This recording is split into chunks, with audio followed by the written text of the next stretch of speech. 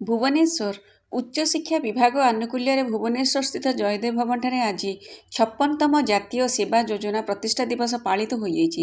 ଆଜିର କାର୍ଯ୍ୟକ୍ରମରେ ଉଚ୍ଚଶିକ୍ଷା ମନ୍ତ୍ରୀ ଶ୍ରୀ ସୂର୍ଯ୍ୟବଂଶୀ ସୁରଜ ମୁଖ୍ୟ ଅତିଥି ଭାବେ ଯୋଗ ଦେଇଥିଲେ। ନିଜର ଅଭିଭାଷଣରେ ଉଚ୍ଚଶିକ୍ଷା ମନ୍ତ୍ରୀ ଶ୍ରୀ ସୁରଜ ଏକ ସଶକ୍ତ ସମାଜ ଗଠନ ଦିଗରେ ଏନ୍ଏସ୍ଏସ୍ ସ୍ୱେଚ୍ଛାସେବୀମାନଙ୍କର ରହିଥିବା ବଳିଷ୍ଠ ଭୂମିକା ସମ୍ପର୍କରେ ଆଲୋକପାତ କରିଥିଲେ।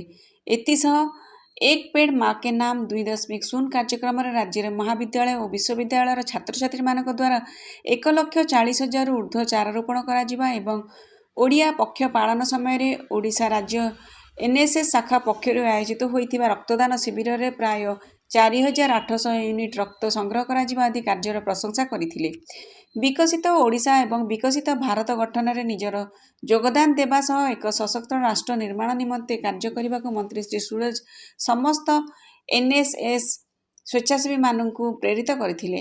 ଆଜିର କାର୍ଯ୍ୟକ୍ରମରେ ରାଜ୍ୟ ଏନ୍ଏସ୍ଏସ୍ ଶାଖା ପକ୍ଷରୁ ଆୟୋଜିତ ହୋଇଥିବା ବିଭିନ୍ନ ପ୍ରତିଯୋଗିତାର କୃତୀ ଛାତ୍ରଛାତ୍ରୀମାନଙ୍କୁ ପୁରସ୍କୃତ କରାଯାଇଥିଲା।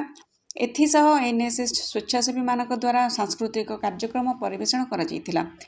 ଆଜିର କାର୍ଯ୍ୟକ୍ରମରେ ଉଚ୍ଚଶିକ୍ଷା ବିଭାଗର ନିର୍ଦ୍ଦେଶକ ଶ୍ରୀ କାଳୀପ୍ରସନ୍ନ ମହାପାତ୍ର, ସିଏସ୍ୱାଇଡି ଭୁବନେଶ୍ୱରର କୋ-ଫାଉଣ୍ଡର ଡକ୍ଟର ଜଗଦାନନ୍ଦ, ଜାତୀୟ ସେବା ଯୋଜନା ଆଞ୍ଚଳିକ ନିର୍ଦ୍ଦେଶାଳୟର ନିର୍ଦ୍ଦେଶିକା ସୁଶ୍ରୀ ସରିତା ପଟେଲ, ରାଜ୍ୟ ଜାତୀୟ ସେବା ଯୋଜନା ଅଧିକାରୀ ତଥା ଉପଶାସନ ସଚିବ ଶ୍ରୀ ରମେଶ ଚନ୍ଦ୍ର ବେହେରା ପ୍ରମୁଖ ଉପସ୍ଥିତ ଥିଲେ।